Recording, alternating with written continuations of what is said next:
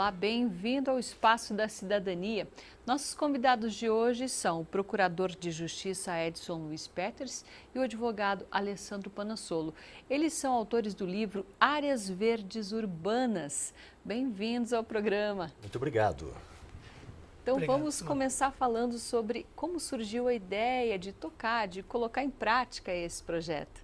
Bem, quando nós vamos criando e depois temos que dar um título àquilo que fazemos, nós pensamos em exatamente chamar atenção para aquilo que entendemos que é importante.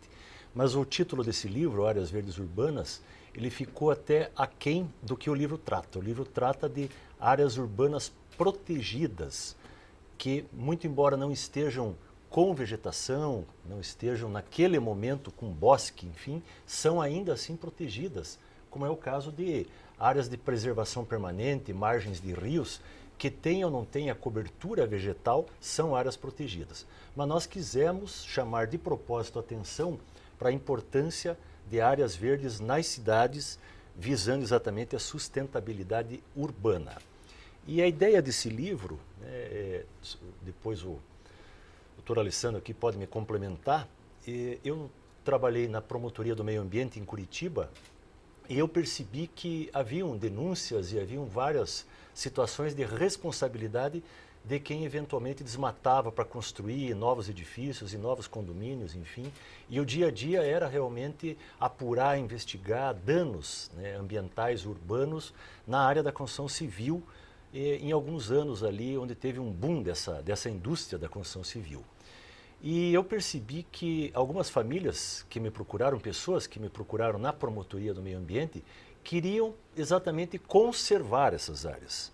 Elas percebiam e recebiam ofertas, não que não estamos falando, não se trata aqui de ser contrário à indústria da construção civil, se trata de mostrar uma realidade. Então, algumas famílias e proprietários de áreas verdes na cidade queriam conservá-las e não sentiam apoio do poder público e da própria lei, enfim, para conservar. Então nós passamos a desenvolver um trabalho diferente e aí convidamos outras entidades e órgãos, inclusive a Comissão de Direito Ambiental da OAB, universidades, enfim, e aí tivemos contato com o doutor Alessandro Panassolo e a doutora Melina, que faz parte, Nunes, também dessa obra, que já estavam investigando, já estavam acompanhando esse movimento, essa tendência de se compensar, de usar o direito não só para reprimir e responsabilizar, mas também ter políticas que fomentem e que estimulem as áreas verdes na cidade. Porque, historicamente, nós sabemos que as cidades foram exatamente instaladas a partir do desmatamento. Existem várias obras históricas mostrando isso.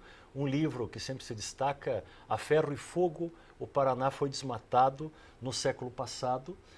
Cerca aí de quase 90% da cobertura que havia no início do século XX, chegou aí ao final do século XX com 10%. Enfim, quase 90% do Paraná foi desmatado no século passado. E as cidades, de certa forma, se contrapõem nesse movimento clássico, porque a cidade é um lugar que não tem mato. A cidade é um lugar, enfim, que está limpo. E, aliás, se tiver muitas cidades e municípios, se tiver um terreno com mato, deixou crescer o mato, é multado, porque não pode deixar nem crescer o mato no terreno. Tem que cortar a corte raso e assim por diante. E nós, quando fazemos a nossa carreira pelo interior do Paraná, vamos percebendo muitas cidades que não têm arborização, não tem um bosque, não tem um parque, e nos dias mais quentes, e a tendência com o efeito estufa, etc. e tal, que o calor aumente, em todas as partes do planeta, nós percebemos em várias cidades do Paraná e do Brasil afora que não há, às vezes, uma árvore numa rua. E também percebemos que a área verde na cidade é importante por uma série de fatores que nós vamos discorrer hoje e é preciso estimular, porque às vezes nós pensamos que nós podemos trazer água sempre de fora da cidade, enfim, quem quer ter contato com a natureza tem que sair da cidade, por que não? E o Brasil se urbanizou, esse é um outro movimento. Nós éramos 90% rural no começo do século XX e terminamos o século XX com mais de 80% da população vivendo nas cidades. É na cidade que a grande maioria da população vive vive, sofre e é beneficiada pelo que a cidade oferece. E não tivemos planejamento urbano, essa é a regra no Brasil. Então, poucas cidades conseguiram planejar áreas verdes na sua área central, nos bairros importantes, de tal maneira a assegurar esse equilíbrio necessário para o futuro. Uma cidade que sempre vem à mente e é exemplo para o Brasil é Maringá, que foi planejada e tem um bosque, um parque importante municipal, tem um coração verde, né, uma grande área verde no centro, muito importante, e isso é cartão postal não só para nós aqui, mas para todo o Brasil, para outras partes do mundo, que olham para Maringá como uma das melhores cidades neste sentido que nós temos no Brasil e uma das melhores do mundo. Doutor Alessandro, foi um desafio colocar todos esses pontos, pontuar e três cabeças pensando em um livro. Sim, é verdade, Simone. Importante destacar que o livro ele nasce de um conjunto de ideias e nasce também de um esqueleto. Quando você começa a escrever um livro, você tem ideias pontuais e conforme você vai pesquisando, vai buscando a legislação, vai buscando conhecimento técnico, porque esse livro não é um livro jurídico, né? Ele é um livro técnico jurídico, portanto tem conceitos de ecologia, tem conceitos da paisagem, conceitos de área verde, que são a base para o fundamento da legislação que nós tratamos. Evidentemente que o tema área verdes urbanas, ela tem a sua previsão em vários diplomas e principalmente lá no Código Florestal, no artigo 25, mas é um conjunto de instrumentos, né? É um conjunto de legislação que passa pela política urbana, pelo plano diretor, pelo sistema de unidades de conservação, pelo licenciamento ambiental, passa pela figura recente do pagamento por serviço ambiental, criação de mecanismos, né, que reduzem a carga tributária, os impostos, né, isenções tributárias. Por exemplo, uma área que tem essa floresta urbana, que tem essa área verde, pode deixar de pagar o IPTU, pode negociar o potencial construtivo também, que poderia ter. Enfim, há um conjunto, né, legislativo que abarca. E o livro nasce justamente da experiência, da maturidade do trabalho do Dr. Edson, da experiência do trabalho, da pesquisa, inclusive, da minha dissertação de mestrado, que versou sobre esse conceito de área verde urbana, e também do trabalho acadêmico da nossa colega Melina, que trabalhou intensamente sobre a regularização fundiária, tema também proposto e escrito e discutido na obra. E o que foi mapeado? Quais os principais avanços do Código Florestal? Em relação às áreas verdes urbanas, nós temos aí um conceito importante, que eu já comentei recentemente, o artigo 25, que traz lá uma definição de área verde e traz mecanismos de transformação desses remanescentes de vegetação em áreas verdes urbanas. Por quê? Porque a área verde urbana, é importante que se diga, no mundo inteiro ela tem um olhar especial, principalmente no estágio atual. Por quê? Porque descobriu-se que deixar esses remanescentes de vegetação nos ambientes urbanos é um custo que impacta muito menor na saúde do que investir em temas relacionados a controle de poluição, mecanismos clássicos. Por quê? Porque esses ambientes verdes, além de prestar vários serviços, cito alguns, por exemplo, controle de microclima. Quando você sai aqui do centro cívico e vai a Santa Felicidade, você vai ter 2 graus a menos. Isso significa, né, um ambiente mais gostoso, mais fresco. Você tem outro serviço ambiental paisagístico. Quando você tem uma casa perto da floresta, isso te acalma. O Japão tem isso, eles chamam banho de floresta. Quando você está estressado, né, você faz um caminho, uma caminhada na floresta, o teu estresse diminui, a tua saúde melhora. Nos Estados Unidos, várias pesquisas de universidades importantes estão constatando que permanecer, deixar ou replantar ambientes com florestas impactam diretamente no controle da poluição, o que é fundamental para um tema relevante da saúde ambiental. Mas o Código Florestal, ele traz outros temas importantes, né, como a área de preservação permanente nos ambientes urbanos, tão discutidas, né, essa proteção em torno dos rios, o controle de enchentes, enfim, o controle dos desastres naturais, como essas florestas trabalham intensamente dia e noite para controlar esses desastres naturais. né, você tem também os sistemas de unidades de conservação, que parte desse conjunto, dessa política prevista em legislação própria também é discutida no livro. Você tem a possibilidade de transformar as reservas legais, né, que toda a propriedade rural é obrigada a ter quando atinge o perímetro urbano pelo plano diretor, transformar esse ambiente em área verde urbana. Enfim, tem um conjunto de mecanismos super importantes que podem, né, com certeza, possibilitar uma qualidade de vida, e é isso que a gente espera, uma qualidade de vida melhor nas cidades para as pessoas e para toda a coletividade. E essa nova lei florestal, nós temos 3 códigos florestais na história do Brasil. Um lado dos anos 30, outro dos anos 60, que foi revogado por essa nova lei florestal.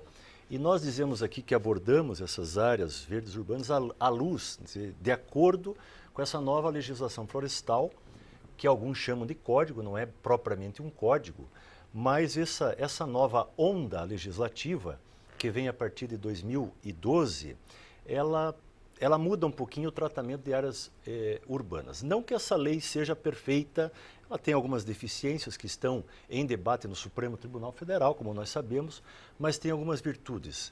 Então acabou uma polêmica, isso foi importante, ganhou-se segurança jurídica, porque o Código Florestal anterior, de 65, ele se aplicava na zona rural, quer dizer, fora da cidade. Ele foi criado para se aplicar fora da cidade. Depois se debateu muito se ele deveria também se aplicar na cidade. E aí foi se emendando esse código de 65, mas nunca tivemos uma certeza jurídica, por exemplo, da dimensão da mata ciliar na cidade. Quantos metros deveria ter de acordo com a largura do rio, como é no meio rural. E essa nova lei veio deixar claro que as áreas de preservação permanente tanto se aplicam no meio rural como no meio urbano, ou seja, não há hoje distinção nenhuma quando nós falamos de áreas de preservação permanente, estejamos no campo, no meio rural ou estejamos na cidade. Então é tão importante ter a preservação dessas áreas na cidade, como por exemplo os olhos d'água, as áreas úmidas, as áreas pantanosas, que não devem ser objeto de construção civil, por exemplo, né? As áreas de vale, como se diz, de fundo de vale, que devem ser respeitadas, para que no futuro nós não tenhamos tanto prejuízo com as enchentes e inundações. Então as áreas verdes urbanas também têm essa virtude de prevenir ou amenizar as inundações e as enchentes urbanas que causam verdadeiras tragédias, né? Isso já está comprovado. E como dizia aqui o doutor Alessandro, né, são tantos os benefícios dessas áreas, e há também um aspecto que eu não queria esquecer de tratar, que é um aspecto de justiça social, de justiça econômica, até melhor dizendo. O que acontece nas cidades como Curitiba e outras de porte médio e grande?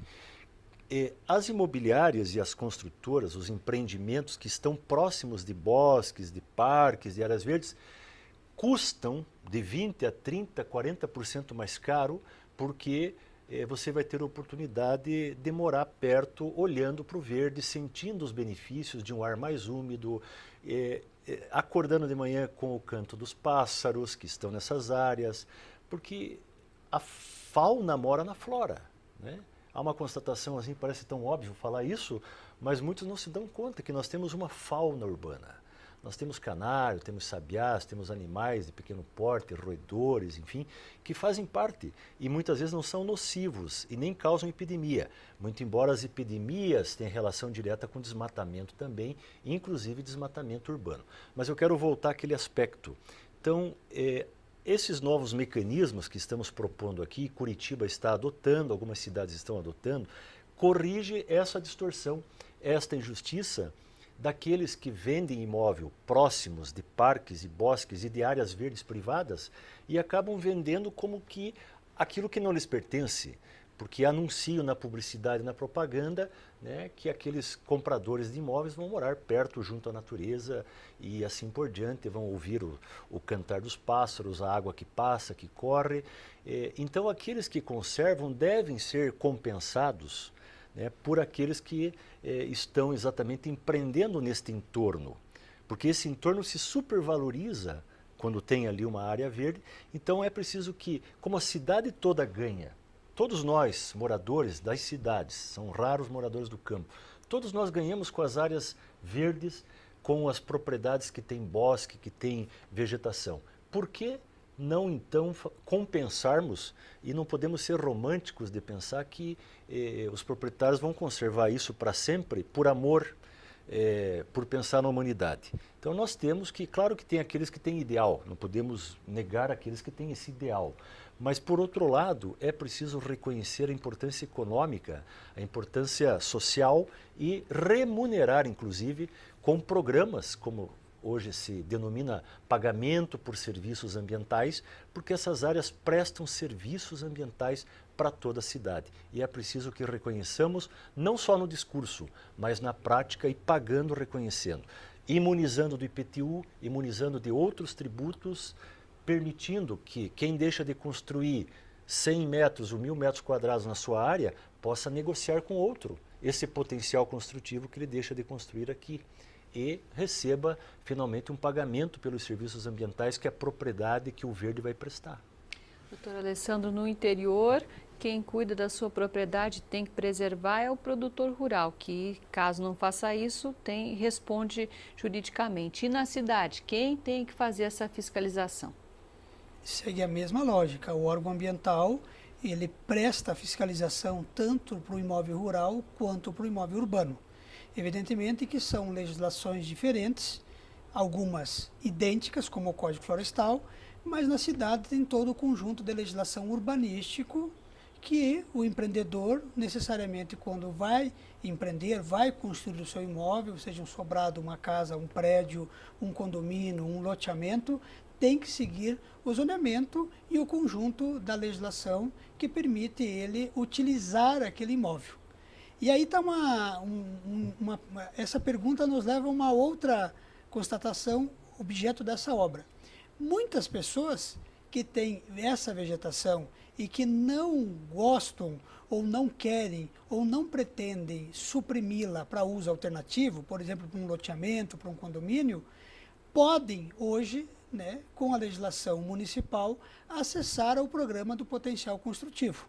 Ou seja, Simone, eu renuncio ao meu direito de construir e vendo esse potencial construtivo da minha área, claro que existe uma fórmula, existe um cálculo, para outra área da cidade, para que o empreendedor possa ganhar, né, 1 ou 2 ou 3 pavimentos, esse potencial construtivo, e assim eu preservo a natureza, recebo para isso e permito que aquele ambiente verde possa contribuir com os serviços ambientais. Isso é uma tendência, isso é um estímulo, isso é uma política pública que tem que ser incentivada e que pode ser incentivada no Brasil todo. E é interessante porque isso leva não só posso dizer assim, não só a você conservar por altruísmo, mas também envolve uma questão financeira que é importante. Porque quem tem uma área verde tem que mantê-la, tem que proteger, tem o lixo, tem a invasão, muitas vezes colocam fogo, tem usuários de droga que invadem essas áreas. Então tem uma série de coisas que são importantes, que são ônus da propriedade, que necessariamente quando recebem um recurso financeiro podem ser utilizados para a manutenção e conservação desses ambientes verdes. Eu quero destacar o patrocínio da Companhia de Saneamento Paraná nessa obra. Nessa primeira edição, são 3.000 exemplares que estão à disposição. Nós já vamos aqui informar como obter um exemplar gratuitamente desta obra. Mas por que uma companhia de águas estaria patrocinando uma obra dessa? Porque a vegetação, o ciclo da água depende da vegetação. E todo grande rio é a somatória de outros médios e pequenos rios.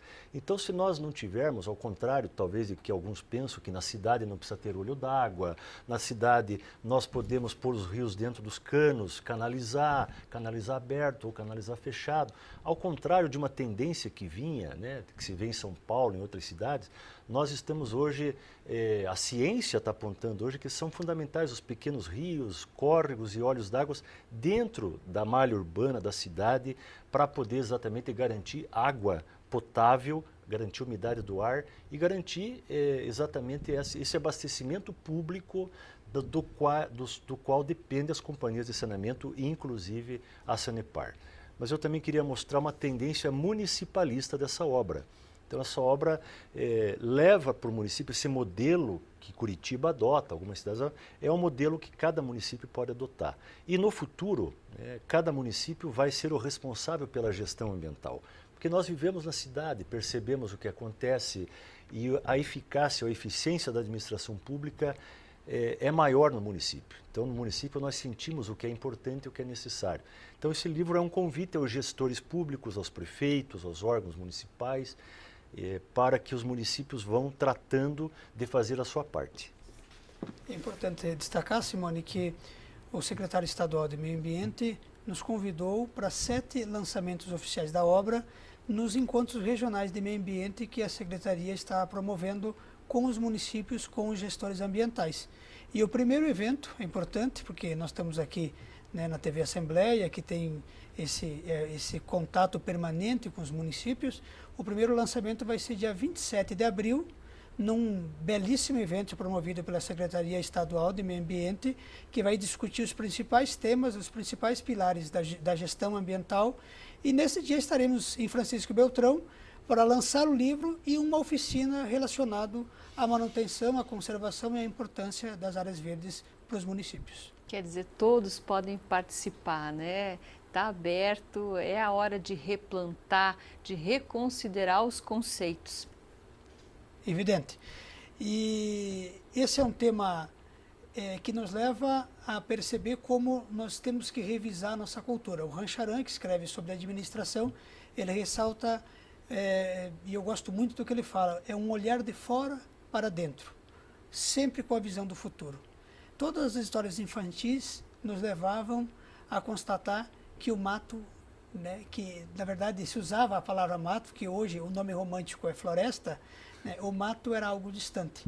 A nossa própria mãe, a avó, a nossa tia dizia assim, não vai lá fora porque o bicho-papão está no mato. A história dos 3 porquinhos remete ao lobo mau que vem do mato. E o mato, pela nossa própria história de colonização das 6 Marias portuguesas, quando chegaram ao Brasil, tinha a ideia de limpar, cercar, e só tinha valor, né, a propriedade que era limpa e cercada. Então o mato foi revisando a cultura, foi introspectando na nossa vida.